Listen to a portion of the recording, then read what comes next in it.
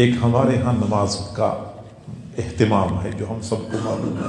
حالت ہماری یہ ہے، خاوند شام کو گھر آتا ہے، بیوی کھانا سامنے کر دیتی ہے، خاوند پہلا لقمہ لیتا ہے، لقمہ لیتے ہی اس کو اندازہ ہو جاتا ہے کہ سالن میں نمک زیادہ ہے، فوراً پارا چڑھ جاتا ہے، اتنا غصے ہو جاتا ہے، بیوی کو ماں بہن کی ننگی گالیاں دیتا ہے، تو ایسی ہے، تیری ماں ایسی ہے، تجھے کچھ سکھایا نہیں، تیرا پورا خاندان ایسا ہے، سالن میں نمک زیادہ ہو گیا، اتنا جلال میں آ گیا.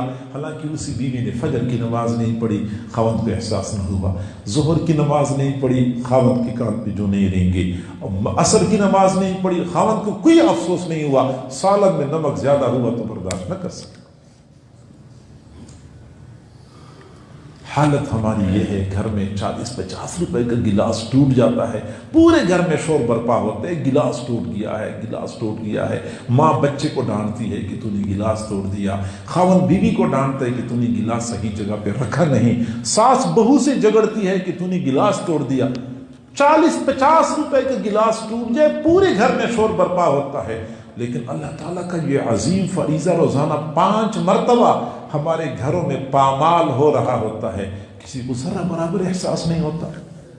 خواتین بیچاریوں کا حال یہ ہے کہ اپنی ساس کو خوش کرنے کے لیے صبح سے لے کے شام تک بھاگ بھاگ کے کام کرتی ہیں.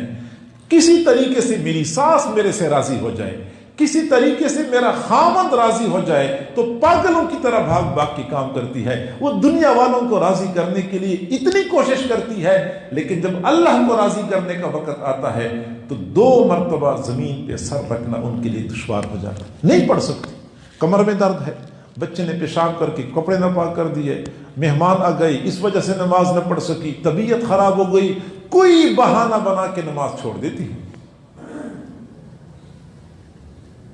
حال ہمارا یہ ہے، ہم اتنے پکے مسلمان ہیں کہ کسی کی دکان پہ ملازم ہو، اگر ملازم نماز کے لیے چھٹی مانگے کہ میں نے نماز کے لیے جانا ہے، تو کئی تو صاف انکار کر دیتے ہیں اور کئی بیچارے اجازت دے دیتے ہیں، لیکن دل کی پر گرانی ہوتی ہے کہ ادھر سے گاہکوں کا رش آپ دیکھ رہے، ادھر سے آپ نماز کے لیے جا رہے.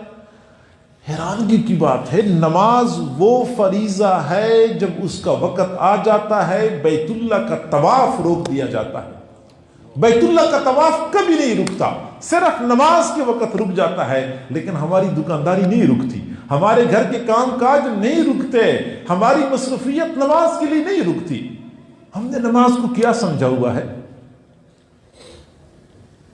حالت ہماری یہ ہے، تھانے سے SHO کا فون آ جائے کہ آپ کے خلاف درخواست ہے، تھانے میں آ جاؤ، بس ہم پھر اس دن بیوی سے کہتے جلدی ناشتہ تیار کر لو، میں نے SHO کے پاس جانا ہے، ناراض ہو جائے گا، دیر نہ ہو جائے. ایک SHO نے بلا لیا، ہم بھاگے بھاگے جا رہے ہیں. دوسری جانب جب نماز کا وقت ہوتا ہے تو ایک جانب سے نہیں، ایک ہی وقت میں چاروں اطراف سے مؤذن کی اذانوں کی آوازیں آ رہی ہوتی ہیں.